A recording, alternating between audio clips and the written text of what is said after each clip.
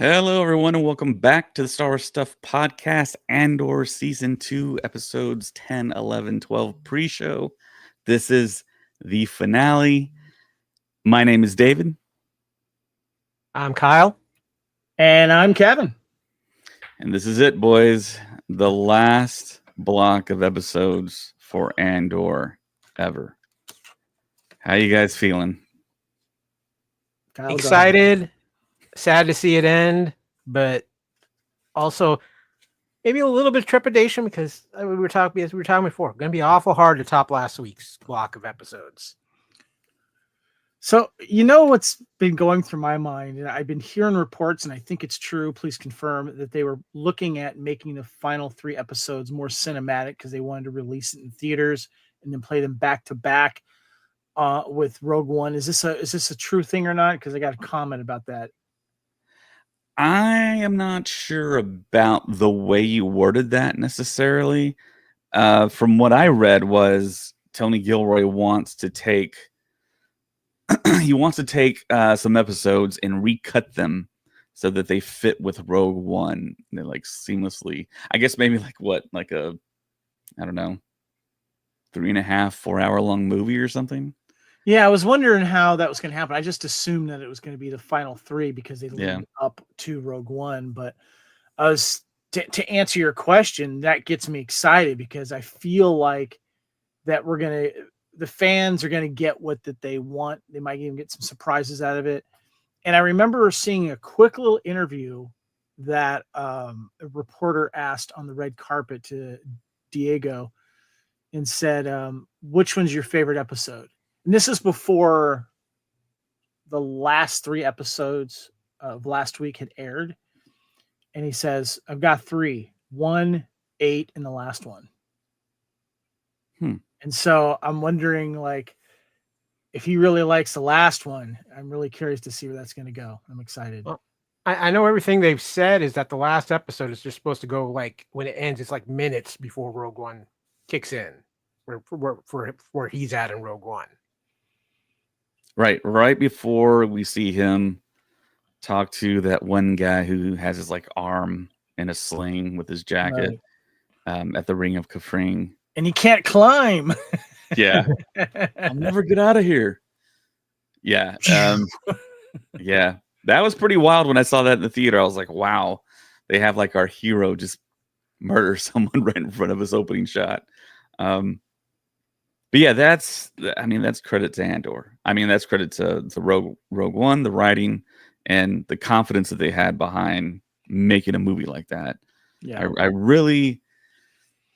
I wasn't shocked. I wasn't surprised, but I mean, it made so much sense, and it feels like Disney kind of went away from that in a way. I guess I don't know. They got spooked or scared. I don't know if that has anything to do with the fact that Tony Gilroy came in like 11th hour and kind of like saved Rogue One or whatever. But I mean, Rogue One just keeps on getting better, like wine with age. Yeah, and this show elevates it so much. Yeah, it sure does. It totally does. I mean, the things you can do with TV, which is what they're doing with Andor, is just highlighting and fleshing out all these characters and making people just kind of fall in love with the story. And I'm not quite sure what Disney, like Disney proper, the executives like thought this show was going to be. And bringing in Tony Gilroy, I've heard him talk in interviews about how he got involved with Star Wars, and he just simply knew Kathleen Kennedy. She brought him in to Rogue One to help with Rogue One, and then they gave him the offer. And by all accounts from what I've heard, he was given notes and stuff. But I mean, my understanding, he basically said, "I'm doing the story I want to tell. I'm not following all these rules. It's like I'll keep it to a certain degree, but no, if I don't have the carte blanche to tell the story I want to tell, I'm not going to do this." Yeah, and it feels like they told him initially that he did, and then they kind of went back on it, and he's like, "Nah, I'm not going to do any of this. I'm doing what serves the story," and proof is in the pudding. I mean, we're watching his skill and his talent, and And it's not just Tony Gilroy writing for the show. There's a team of writers.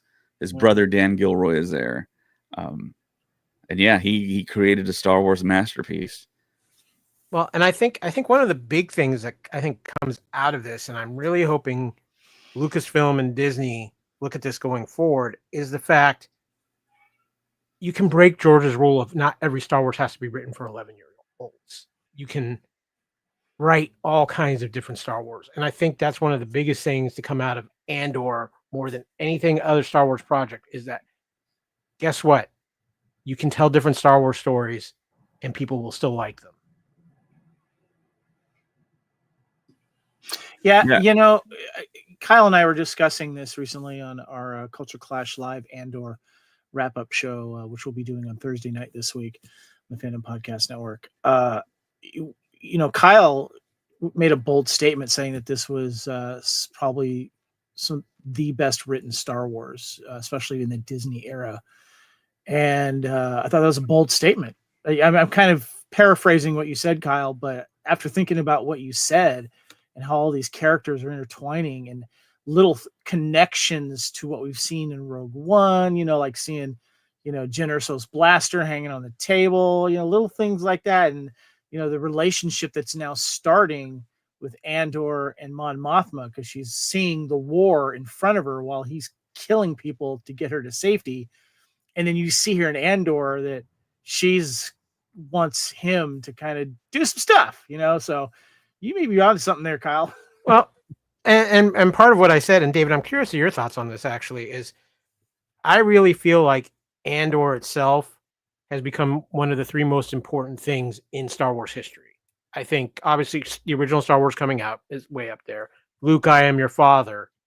And I think Andor. And I think Andor leading the whole Andor Rogue One aspect of it. But I think Andor, especially after the last 3 episodes, when you have Mon's speech, which is honestly, in my opinion, the most powerful moment in Star Wars since Disney took over, and maybe even from the prequels forward. I mean, that's how strongly I feel about it. And I think it's that important to Star Wars canon.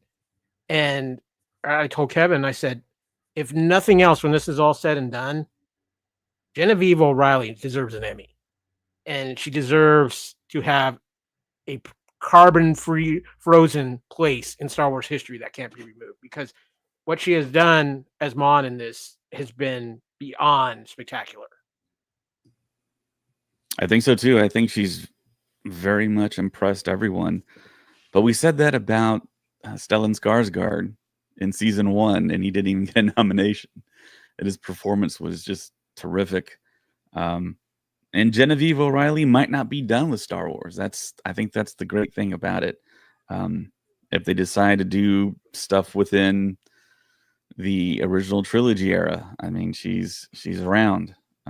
It would be great to see the Bothans steal the plans for Death Star number 2, you know, and she would be heavily involved with that. I always joke around, like half joking about that situation. I mean, it could be a TV show, and they could possibly rope in Tony Gilroy, but Tony Gilroy has stated that once this is done, this is it. He's leaving. He's not coming back. He's not a real franchise guy. Yeah, I don't know if there's any amount of money that could bring him back. I think he's more of, I mean, I think he's set in life with money, but I mean, I think he's just one of those guys that he values his time and what he does over money. So I don't think any amount of money Disney offers is going to make a big difference to him. Getting Genevieve into Mon Mothma in like the Mandoverse would be nice. Yeah, I mean, she's already in Ahsoka, so I guess technically that is the Mandoverse. And yeah, I mean, Filoni still has his Avengers style movie that they say is going to come towards the end of this decade. So yeah, I think she'll be around. Mariana Arnold on YouTube says, agree, Genevieve deserves so many awards. We agree. She also says the costuming for this show is top notch. They deserve an award as well. Agreed completely. The costumes have been some of the best I have ever seen in any production of any kind. Yeah. David, I need to give my son while I'm here. Last week on the pre-show, I made a prediction that everybody else shot down. What was it? I don't remember. I predicted that Cyril would no longer be with us after these blocks. Okay, nice. Yeah, I was wrong. I predicted that Bix would die, but Kyle was spot on. Well, I mean, in a roundabout way, I mean, we might never see her ever again. So, well, and I think that's a fair question. Do you think we see Bix in these final 3 episodes? There's a lot of people kind of speculating that we might see like an end scene of the planet where they left or wherever B2EMO's on alongside Bix, and maybe with a kid, possibly. There's speculation and theories that maybe she's pregnant. There's speculation out there that maybe they birth a son. How do they do that when they just do this? I'm just curious. With the hands. You know what I'm talking about? I'm like, does that go somewhere? I'm just curious. It's the Force, man. The Force provides. So, yeah, I mean, someone came up with a theory. Maybe the son of Cassian Andor and Bix Kayleen is none other than possibly Poe Dameron. Does that work? That's a stretch. It is a stretch. It is a stretch. But if you look at the timeline works. Yeah, the timeline does definitely work. But there is a scene, there's a big group shot in the sequel trilogy. And there's a lot of different characters in there. And someone pointed out, I think on Twitter, that in this shot is probably the son of Cassie, or the son or daughter of Cassian Andor. And then there's like a whole bunch of people around the big table, the holographic table there. I thought that was kind of interesting. The other big theory and speculation, which is also kind of a stretch, and I don't think the secret would I think the secret would have came out by now, that Clea is possibly Leia. I think that's a stretch. I think that's another stretch. But I mean, it's interesting. It makes you kind of think they look alike, same kind of hair, for the rebellion. But I mean, I don't know if the ages work either. Right. She's not only she's stealing my heart, she's stealing the show from me in all her scenes. I'll tell you that right now. Work with the hair down. Look at that. Yeah, I mean, as the episodes aired, I really love her demeanor. I love just the way she is in general. That whole scene where she takes the key out and has to pull out the listening device, and she's telling that guy. I think she really kind of stole the Luthen vibe this season. I kind of feel like she's keeping Luthen from turning into Saw, like another version of Saw Gerrera, you know? Yeah, I agree with that. Because I feel like if Luthen didn't have any feedback with her at all, he would just go all aggro. He'd go all Saw, you know? Luthen probably wouldn't be alive at this point if it wasn't for her. Yeah. What a great character. Wow. Do you guys think she makes it? I think she does. Okay. I think that's a character that they could do more with, and I think they see that. Yeah, I definitely see, because you know, I just feel like she's someone that would really serve. Like, I could see Luthen either sacrificing himself or getting killed and captured or something. Although I think he would try to kill himself before he got captured. But I feel like she could take over as what Luthen's been doing. I mean, Luthen knows obviously a lot more things and stuff and connections maybe than she does, but I feel like she knows how to get around things and she could take care of herself. And I think that would be a great asset to have going forward with some other storytelling. Hey Craig, how's it going?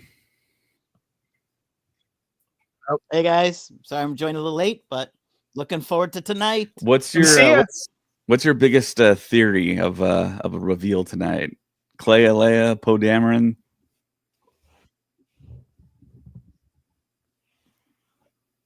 Sorry, you're cutting out. Can you hear me okay? Yeah, you're a little jumpy there. I think your connection's not as stable as ours. But it looks like it's clearing up, though. Okay. My biggest theory Ooh, yeah. I feel like I don't know. I don't know if this is spoiler-ish, but you and I talked about it. Should I say it? The one that you and I talked about? Give me a hint, because I don't remember. Regarding Clea. I think we talked about like the Clea as Leia possibility. But yeah. I would not be surprised at all if Clea does turn out to be Leia. It would make sense. She's on Coruscant. She looks a lot like Carrie Fisher. She sounds a lot like Carrie Fisher. I wouldn't be surprised. And I watched the live stream today where they had all the different actors come in and out. And they said that she's got like a secret, and like her character feels like it's carrying the secret. Yeah. Like what? As soon as I heard them talking about it, I'm like, oh wow, I think it is going to turn out to be Leia. Maybe not. Maybe it's something else. Yeah, Kyle just brought up the fact that Clea is a little older than 17 years old. I agree. That's the only issue that I have with it. But looks wise, voice wise, and Carrie had a very unique look. People don't look like Carrie Fisher. You don't ever confuse people for Carrie Fisher, but this girl is about as close as I've ever seen. And a lot of media have Kevin, you're muted. That brings up a question then. If we know that she's running diplomatic things, she's doing stuff with her father, speaking at, out, we haven't really seen that of all because they've been doing other characters. So how is she able to do that in Luthen and go to the party? I'm just kind of curious how that ties in there, because is there room to wiggle there? That's what I'm curious about. In what sense? Well, if this is going to be taking us right up to Rogue One, she's got to be on that council ship in that white outfit with those buns, Well, and think about this with the time jumps, because we saw Clea in season 1. That means she would have been like 13, 14. Probably like 14, yeah. Because she's 19, and is she 19 in A New Hope? Yeah, 18, 19, something like that. So I just don't know if the age aspect works there, but that's the only. He's willing to change a little bit of stuff, to rewrite a little bit of history, Other than the age thing, though, honestly, that's the only thing I would say makes it a tough correlation. Like, she does seem a little bit older, but looks like her, sounds like her, very smart, on Coruscant. I could see it. Interesting. Yeah, I totally forgot about that whole Q&A thing that was done today with Gilroy and some of those actors. But yeah, Mariana Arnold says, no way on YouTube. Wasn't Leia known at the time because she was doing political stuff with her dad. Was she, though? Based on what? Books? Well, like... it seems like Clea doesn't have enough time to do the public version of herself, and that's what Leia does. She stays in the public and then finds time to, talk. Yeah, it feels like she's very public facing. Yeah, she's doing that purposely, kind of like mirroring some stuff that Mon Mothma has been doing. Is doing the Scarlet Pimpernel thing, showing the face to everyone and blah blah blah, but then on the other side, you're doing these other things. It seems like Clea is just always underground all the time until when she has to show up. Could it be that Clea is some relation to Leia that we've never known about? How? Like a cousin or something? Like I don't know. Yeah. We know who her parents are. Right, but what if the Organas actually adopted another child that we don't know about? I don't think they're going to go name that one route. Leia, name the other one Clea. But what's the point of her looking just like her and sounding just like her? That wouldn't make any sense. That would be a little weird, yeah. The big question for me going into this, because we kind of see what the path that Mon Mothma's going to go is, what is Dedra doing? You know, obviously she's probably feeling a huge burden that was big. One of the big reasons why there was a massacre. She doesn't have Cyril anymore. And is she going to be promoted out of this? Is she going to take it, or is this going to turn her? I think she walks away from the Empire. Survive. I don't think she's going to survive. Yeah. What about you, David? Yeah, it feels like she's gonna die. I don't think she's gonna turn. I don't think she's gonna survive at all. I think she's a goner. I think Luthen's a goner. Clea, I don't know. I think Bix survives. And of course everyone else that's in Rogue One survives. But yeah, I mean, it feels like there's a sequence with K2SO that they put in marketing where he's like marching through like ISB soldiers, and I don't know if that's like the final, because I mean Andor was hunting down Dedra, so this might be the hunt for Dedra in one of these episodes, and he finally does achieve it. I'm really hoping for some heavy K2SO in these 3 episodes, because we waited to the bitter end to get him. I think we will. I think he'll be heavily involved. Well, I think we're going to hear Luthen's backstory. Well, so we're going to get a year advance here. So stuff has to have happened, and they don't want to say off camera Dedra's dead. We're going to see that, or Luthen's dead. We're going to see that. But obviously, you know, they're in full rebellion on the run now with Yavin Base going. What is the mission for Andor himself? What is he doing now for the rebellion that's so important? Because according to Rogue One, they don't know about the weapon yet. And I think it's premature for them to start, you know, maybe the last episode, you know, we start getting stuff, but what kind of missions, like maybe the first episode we see tonight, it's K2SO and him doing something either related or something. That's kind of where I find really fascinating, looking forward to tonight, to see how they're setting up, you know, this mission and adventure that's going to lead them up going, oh, wait a minute, there is this big weapon. And then Jyn Erso falls into their lap in the movie, you know? Well, okay. I think we're going to see something with what's his name? Mad's character. Galen Erso. I was going to say, do we think the name Erso is going to at least get pretty heavily dropped in these 3 episodes? Sure. Because he's on the run right now. He's hiding, obviously, at this time, right? You don't think he's like, I suppose he would be in hiding right now. Yeah. Because the work is stalled. Interesting.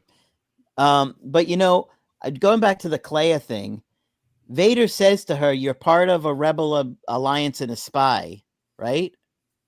Or is that what he says in the beginning? Part of the rebel alliance and a traitor. But I feel like he says spy somewhere around there too, like in that scene or the scene leading up to it.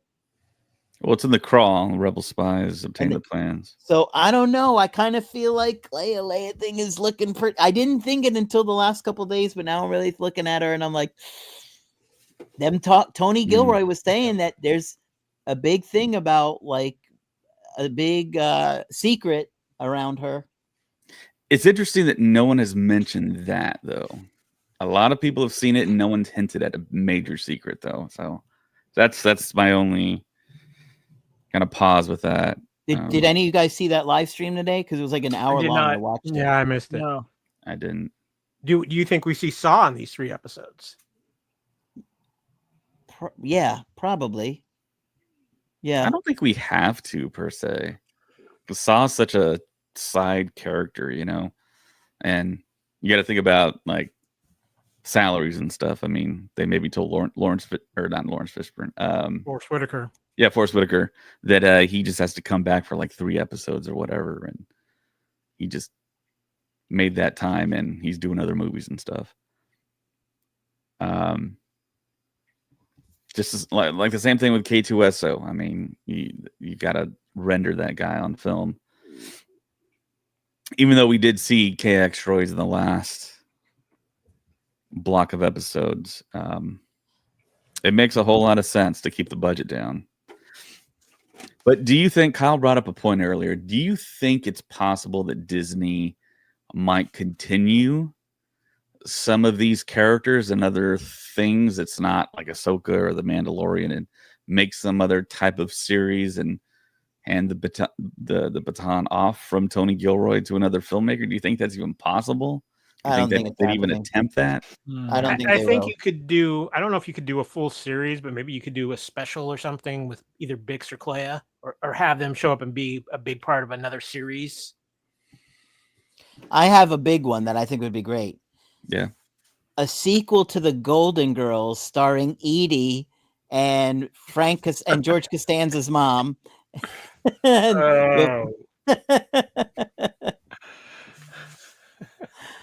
How wild would that be? Imagine Estelle Costanza, Edie together. We get a couple of other people in there. That's funny. I think it might be interesting if we had some type of show involving the goings on within the Yavin 4 base. I mean, running missions out of there, because that's established now. Yeah. Yeah. Do you think we spend a lot of time on the Yavin 4 base in these last three? It feels like we're going to see a little bit of it. I think so. Yeah, it's going to be home base for sure.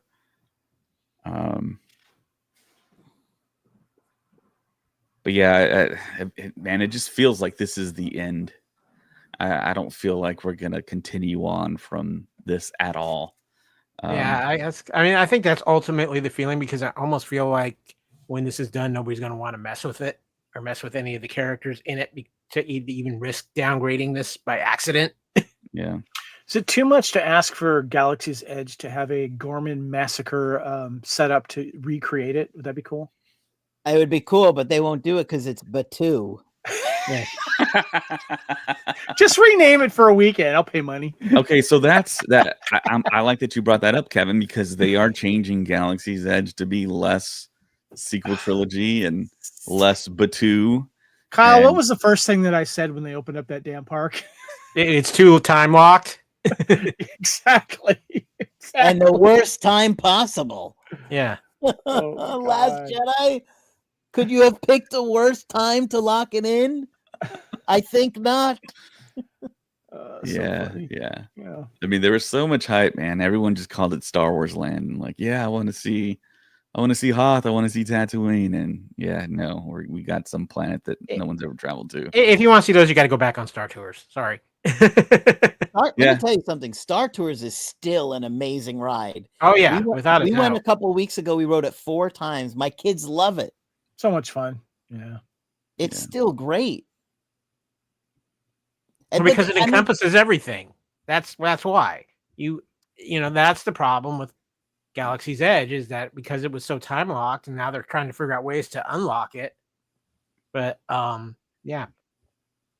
Yeah, Mariana on YouTube says, aren't we supposed to see Andy Serkis in this season, or was that just a dirty rumor? I want to say that we were told that Andy Serkis hinted at being back. Maybe he was just talking about Star Wars in general. I don't know. But yeah, I mean, we were supposed to see Kino Loy, and that was his name. I don't think we're going to, but I don't think we're going to either. Yeah, I think that's going to end up being the dirty rumor. Can swim.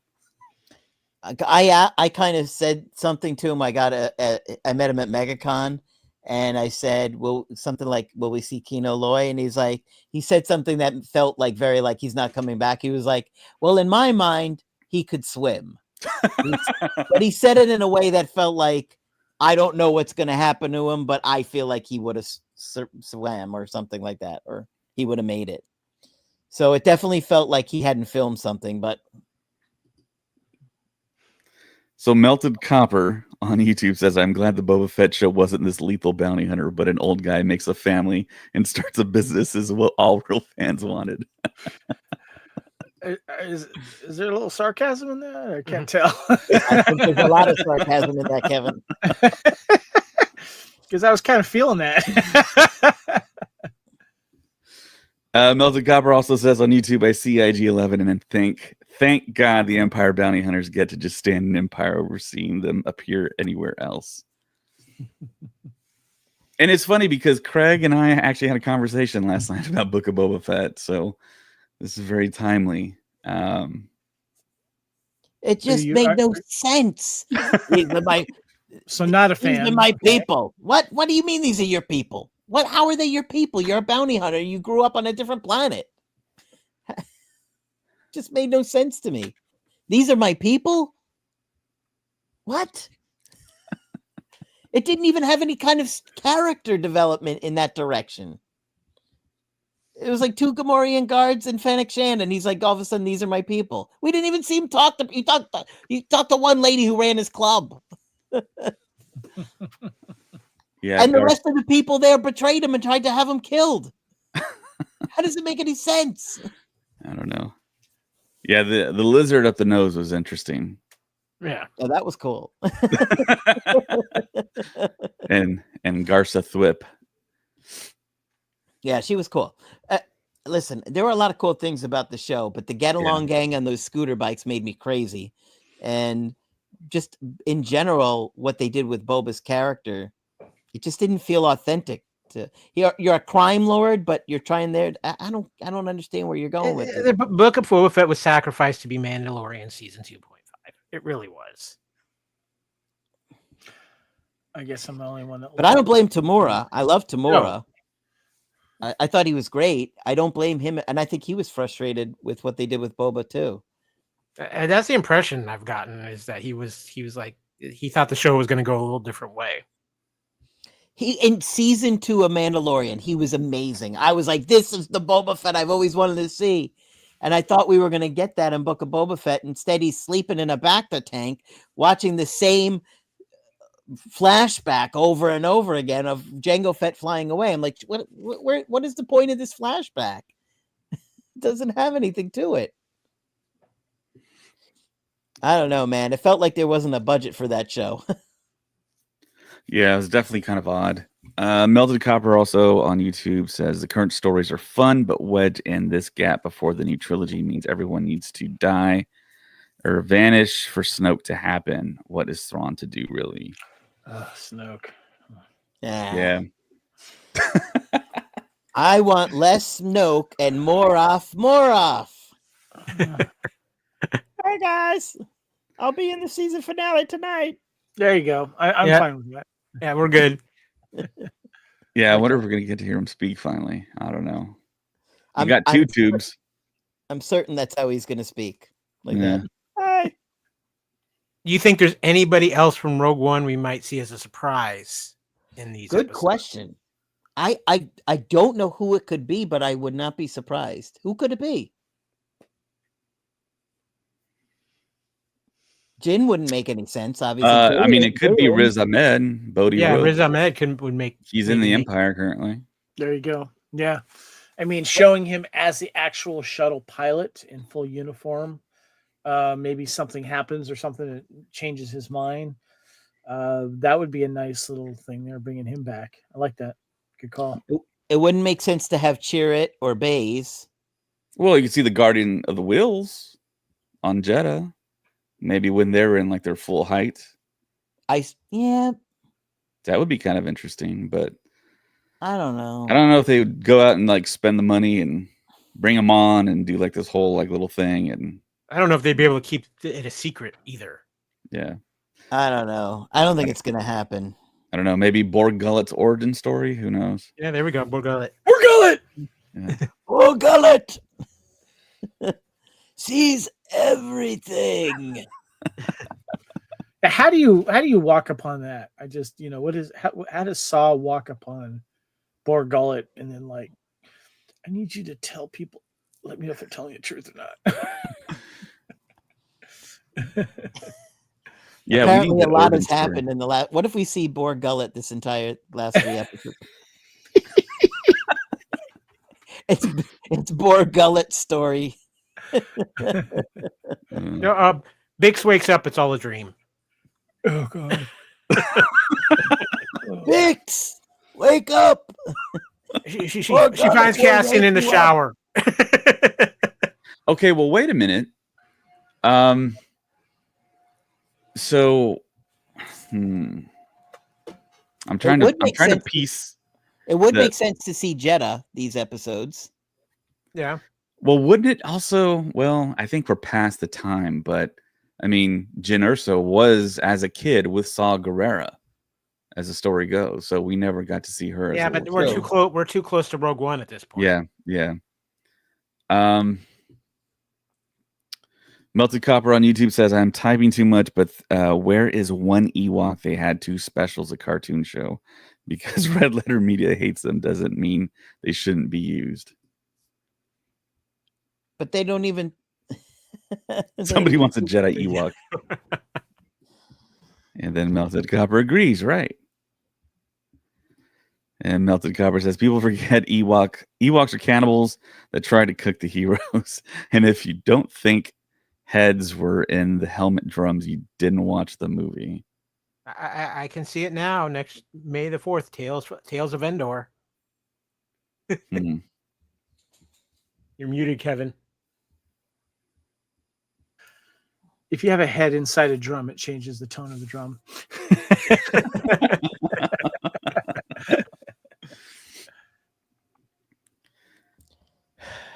Yeah. So did you guys kind of prefer like the 3 episodes a night? I mean, did this work for you guys? It was, well, in this show, it was fantastic. I mean, yes, it worked perfect for this show. I don't know if this works for every show, but it definitely works for Andor. Agreed completely. It took me a week to get used to it. There was 1 week where I actually watched 1 episode the night and then 2 the next day because I was just too tired. But still, it was great that they were there, and boom, it's like a little mini marathon. It's like getting to see a movie. It's like a Star Wars movie. Yeah. You know? Every Tuesday night. Felt like a Star Wars movie at night. Yeah. Listen, Tony Gilroy, what he's done with this season has just been incredible. And I wish he would come on for some future projects. I don't think he will, but man, him and his writing staff have done an unbelievable job. And if you don't like this show, I feel sorry for you, man. Okay. I really do. So then let me ask, because I mean, we're coming up here. We're only about 10 minutes away from the last episodes, but going into these episodes, how important now is Andor to Star Wars? I mean, this series, in your guys' opinion, how important is Andor to Star Wars? Very, because I think this is the first time in years that I have had nothing negative about it. Everybody, it's like 50 comments are positive to 1 negative comment online. It's been unbelievably positive. Andor's legacy is being cemented right now as we watch and as we speak. We knew he was someone to be dealt with that could get things done when we first watched Rogue One. And then we got a taste of it in season 1. And now we're just seeing how good he is at just scoping out a situation, measuring people up, little things like, being very cautious about why people are asking certain things and why he doesn't want Bix to tell what he does. You just see him. He is someone who's hardened. He's seen so much to where we've seen Diego really pump up that part of his character more. And when you look back at all of our heroes and villains that we talk about and buy toys of or dress up as, Andor is one of those characters going to be one of the, to answer your question, Kyle, is one of the most important characters in the Star Wars history and helping change the power of a galaxy and paying the ultimate price for it. Now, I answered in kind of thinking in terms of the show more than the character. So I don't know if you meant the character. Well, or the show. No, because I think it ties in either way, because I look at the show and I think obviously Andor is hugely elevated about it, but I don't know if Andor is the character who gets the biggest boost in Star Wars canon out of the show. I think it's Mon. I think Mon is brought to an entirely other level in Star Wars thanks to this show. And again, I said this on our show last week with Kevin. Andor might, and I said this at the beginning of the show, I think Andor itself is probably one of the top 3 most historical moments and things in Star Wars. I think obviously the original film coming out is still number 1 because that sets up everything. We don't have, I think Luke, I am your father. And then I think the events that have happened in Andor into Rogue One, I think probably when you look at the importance of those films, I think those are the three biggest things in Star Wars history right now as far as the canon goes. Well, I mean, what about Anakin turning to the dark side? I think that's got to be in the top 3. Well, yeah, I mean, aside from like the blatant stuff, I mean, the original trilogy, I think we've all agreed that that's not going to be surpassed by anything, and that's just the foundation of what Star Wars and this universe is all about, and what it is, and all the tenets that goes with it. But do you think we're ever going to get another like boots on the ground, hardly any force usage, no lightsabers type of show again? I don't know about no lightsabers, but I can see a boots. I don't know about no lightsabers, but I can see a boots to the ground show. I mean, it's a very popular idea that people want to see a kind of like Empire military, like basic training onto. I think that's a great way to go. Band of Brothers type Star Wars story. You mean from the Empire side? Yeah, from the Empire's point of view. I think it would have to be something beyond just stormtroopers. I don't think that's going to fly, and I don't think it'll work, to be perfectly honest with you. As fans, as people who dress up like the Empire, like myself, that's not going to work. We need to have a conflict, and we need to have people to care about on both sides of it. That's my opinion. Right. So the next thing I was going to say was, have you read the book Lost Stars?